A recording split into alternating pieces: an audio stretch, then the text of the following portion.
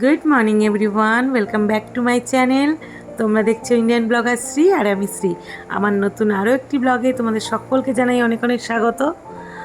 আর এ দেখো এখন ব্রেকফাস্ট বানাচ্ছি। আর সকাল বেলা অনেকটাই হয়ে গেছে। আর শুরুতে দেখলে ওয়াশিং মেশিনটা ফিট করার জন্য প্লাম্বার ডেকেছি।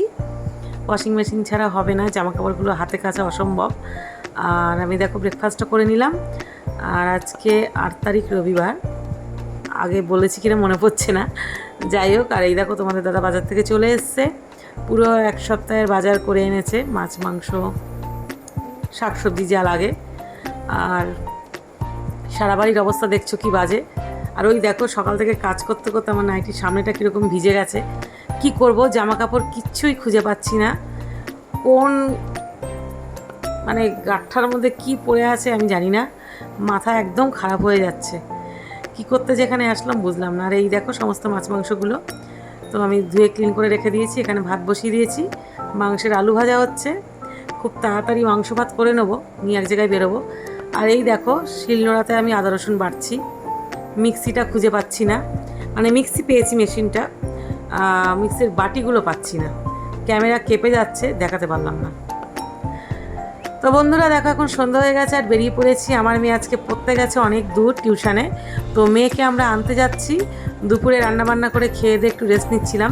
আমার মেয়ে একাই পড়তে চলে যায়, তারপরে আমরা আনতে যাই। তো বেরিয়ে পড়লাম। আজকে তো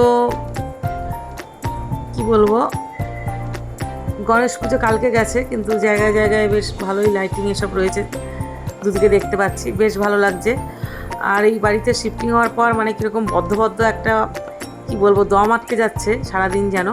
তো বাইরে বেরিয়ে খুবই ভালো লাগছে, আর সেটাই তোমাদের সঙ্গে শেয়ার করছি। এই দেখো রাস্তাটা। তো মেয়েকে নিয়ে সোজা আসবো বাড়িতে। আর আজকের ব্লগটা তেমন কিছু শেয়ার করতে পারলাম না। কি করবো, ওই যে আমার মেয়ে দাঁড়িয়ে দেখো, এই যে গাড়িতে উঠে পড়ছে। আর সোনাকেও নিয়ে বেরিয়েছে, এই যে সোনা গাড়ির মধ্যে দুষ্টামি করছে। আমার ছেলেও আছে সামনে বসে। তো প্রচুর কাজকর্ম, চিন্তা, টেনশন সব কিছু মিলেমিশেই আর কি।